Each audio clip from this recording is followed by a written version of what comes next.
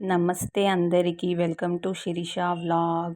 అందరూ ఎలా ఉన్నారు? నేనైతే చాలా చాలా బాగున్నాను. ఈరోజు వచ్చేసి మా స్వామి మాల వేసుకున్నారు. సో స్వామి కోసం భిక్ష ప్రిపేర్ చేస్తున్నాను. భిక్ష అంటే అందరికీ తెలిసే ఉంటుంది. మేబీ తెలియని వాళ్ళ కోసం అయితే చెప్తున్నాను. భిక్ష అంటే మధ్యాహ్నం లంచ్. అంటే స్వామి వాళ్ళు భిక్ష అనేసి అంటారు, స్వామి తింటారు కాబట్టి. సో భిక్ష కోసం అయితే ఆలుగడ్డ వంకాయ కర్రీ, చిక్కుడుగాయ కర్రీ, చారు అంటే పచ్చి పులుసు చేయమని చెప్పారు మా స్వామి. సో ప్రిపేర్ చేస్తున్నాను. సో మీ ఇంట్లో వాళ్ళు కూడా ఎవరైనా మాల వేశారా? ఆ ఎక్స్పీరియన్స్ ఎలా ఉంటుంది? నాకైతే చాలా ఇష్టం. మాల వేసుకుంటే మార్నింగ్ ఈవినింగ్ పూజలు, భజన, స్వామి నామం చాలా బాగుంటుంది. అయ్యప్ప స్వామి పాటలు అంటే నాకు చాలా ఇష్టం. సో మా పిల్లలకు కూడా చాలా ఇష్టం. చాలా బాగా పాడతారు డాడీ స్వామితో కూర్చొని. సో మీకు ఎలా అనిపిస్తుంది?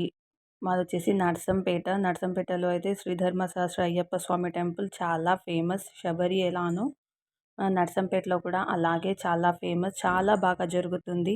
మాదనపేటలో డిసెంబర్ 9కి వచ్చేసి పంబహారతి ఉంటుంది. పల్లివేట చాలా చాలా ఘనంగా చాలా బాగా జరుగుతుంది. లక్షలాది ప్రజలైతే అయ్యప్ప స్వామి దర్శనానికి, అభిషేకానికి చాలా బాగా చేస్తారు. ఇక్కడ చూడ్డానికి చాలామంది వస్తూ ఉంటారు.